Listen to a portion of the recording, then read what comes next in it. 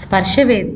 పూర్వకాలమందు పండరీపురంలో ఒకానొక భాగవతుడు ఉండేవాడు. అతని భార్య కమల పతిభక్త పరాయణురాలు. ఆ దంపతులు అతిభక్తితో రుక్మిణీదేవిని ఆరాధిస్తూ ఉండేవారు. ఒక రోజున దేవి వారి ఎదుట సాక్షాత్కరించి, మీ భక్తికి సంతసించాను, వరం వేడుకోమని చెప్పింది. అందుకు వారు, నీకు తెలియనిది ఏమున్నది తల్లి, సంసార యాత్ర సుఖంగా సాగిపోవటానికి తగిన సాధనమేదో నీవే ఆలోచించి అనుగ్రహించవలసింది అని కోరారు. అప్పుడు రుక్మిణీదేవి స్పర్శవేది అనుగ్రహించింది. ఆ స్పర్శవేదితో ఏది తాకినా బంగారం అయిపోతుంది. అటువంటప్పుడు ఇక భాగవతునికి దరిద్ర బాధ తొలగిపోయినట్టేగా.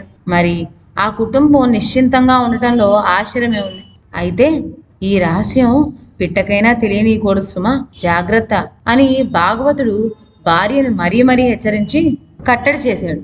ఆ ప్రకారం వారు పైకి మాత్రం బీదవాళ్ళగానే నటిస్తూ కాలం వెళ్ళబుచ్చుతూ వచ్చారు. ఇలా ఉండగా ఒక రోజున భీమరథి నదిలో నామదేవుని భార్య స్నానం చేస్తూ ఉండగా భాగవతుని భార్య కమలావతి అక్కడికి వెళ్ళింది. ఇద్దరు లోకాభిరామాయణం ప్రారంభించారు. అక్క, మా స్థితి ఏమని చెప్పుకునేది, సంసారం గడవడం చాలా కష్టంగా ఉంది. నా భర్త చూడబోతే వైరాగ్యంతో తిరుగుతారే గాని ఎన్నాళ్లకు పైసా ఆర్జించడం కనపడదు.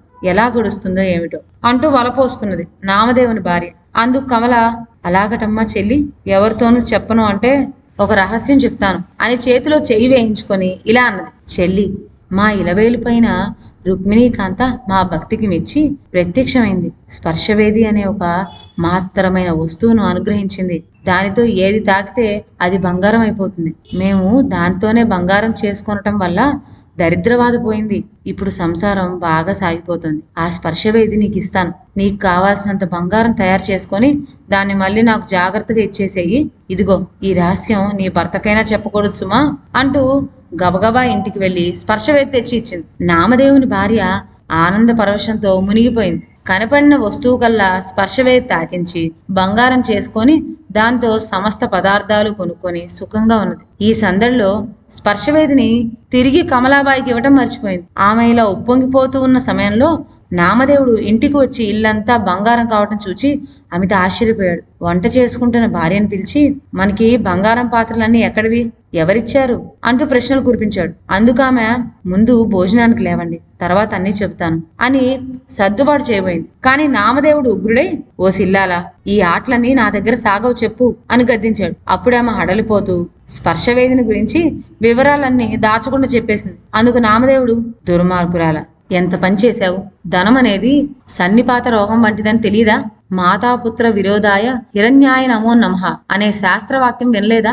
తే ఆ స్పర్శవేది ఇటుతే అని చెప్పి అడిగి పుచ్చుకొని వేగిరిగా భీమరథికి వెళ్ళి మొలలోతు ప్రవాహంలో దిగి స్పర్శవేదిని గిరగిరా తిప్పి విసిరేసి తేలికైన హృదయంతో ఇంటికి వచ్చేశాడు. నామదేవుని ఇంట్లో ఇలా ఉండగా పని మీద ఊరికి వెళ్ళిన భాగవతుడు ఇంటికి వచ్చి కంటికి మెంటికి ఏకదారగా ఏడుస్తున్న భార్యను చూచి, ఎందుకలా విచారిస్తున్నావు అని అడిగాడు. దాచడానికి వీల్లేక కమల చేసిన తప్పిదని చెప్పేసింది. అప్పుడు ఆ భాగవతుడు నిప్పు తొక్కిన కోతివలే గెంతులేస్తూ, రక్కసి, ఆడుదాని నోట్లో నువ్వు గింజ నానదు కదా, పిట్టకైనా తెలియనివ్వద్దని ఇంత చెప్పినందుకు రహస్యం వెల్లడించడమే కాకుండా వస్తునాశనము చేసుకొచ్చావా, నిన్నేం చేసినా పాపమున్నది అంటూ చిందులు తొక్కాడు. అమాట్టునే నామదేవుని ఇంటికి వెళ్ళి, నాకు ప్రాణ సమానమైన స్పర్శవేదిని ఎలాగైనా సరే తెచ్చి నాకు ఇచ్చివేయి, అది లేకుంటే నా బతుకు వ్యర్థమైపోతుంది, ఇవ్వకపోతేవా నేను నా భార్యా పిల్లలు అందరం ప్రయోపవేశం చేసి నీ గడపలో ప్రాణాలు విడుస్తాం. ఈ విధంగా బ్రహ్మహత్యా పాతకం నిన్ను చుట్టుకుంటుంది అని తన ఆవేదన వెల్లడించాడు. ఆ ప్రకారం భాగవతుడు కుటుంబం సైతంగా అభోజనం ఉండి ప్రాణం మీదకు తెచ్చుకున్నాడు. అందుకు నామదేవుడు, ఓయ్ భాగవతోత్తమ, నీ స్పర్శవేదిని భీమరథిలో విసిరివేశాను. మన ఉభయుల శ్రేయస్సు కోరే ఇలా చేశాను. ధనం అంటే భక్తుల్ని దేవుడికి దూరం చేసే అనర్థకమైన పదార్థం. అజ్ఞానం చేత దీనికోసం లోకులు పాకులాడుతున్నారు. మీ ఇంట్లో ప్రారంభమైన ఈ అజ్ఞానం అంటురోగంలాగా మా ఇంటికి కూడా పాకింది. అందుకనే ఈ పని చేశాను అంటూ ధనం మీద భాగవతునికి విరక్తి కలిగించటానికి ప్రయత్నించాడు. భాగవతుడు ఈ మాటలకు తృప్తి పడకపోవటం గమనించి, భాగవత గ్రేసరా, పారవేసిన మీ స్పర్శవేదిని మీకు వెతికిస్తాను రండి అంటూ అతన్ని వెంటబెట్టుకొని భీమరథి వద్దకు వెళ్ళాడు.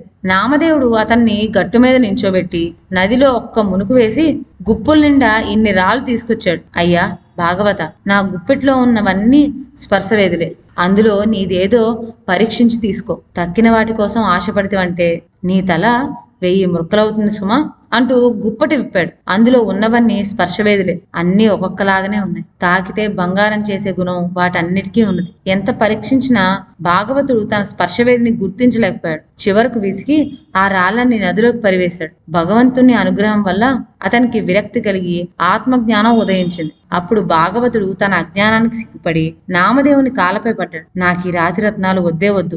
జన్మరాహిత్యం చేసేటటువంటి ముక్తి ప్రధానమైనటువంటి మణి కటాక్షించు అని కోరాడు. అప్పుడు నామదేవుడు అతన్ని లేవతీసి కృతార్థుడవైనావు అని చెప్పి పంచాక్షరి మంత్రం ఉపదేశించాడు. ఇదండి వాళ్ళ కథ. మరొక మంచి కథతో నెక్స్ట్ వీడియోలో కలుద్దాం. అంతవరకు సెలవు. నా ఛానల్లోని కథలు మీకు నచ్చినట్లయితే నా ఛానల్ను లైక్ చేసి సబ్స్క్రైబ్ చేయండి. షేర్ చేయడం మర్చిపోవద్దు. కొత్త కథల నోటిఫికేషన్ కోసం బెల్ ఐకాన్ ప్రెస్ చేయండి. Thank you.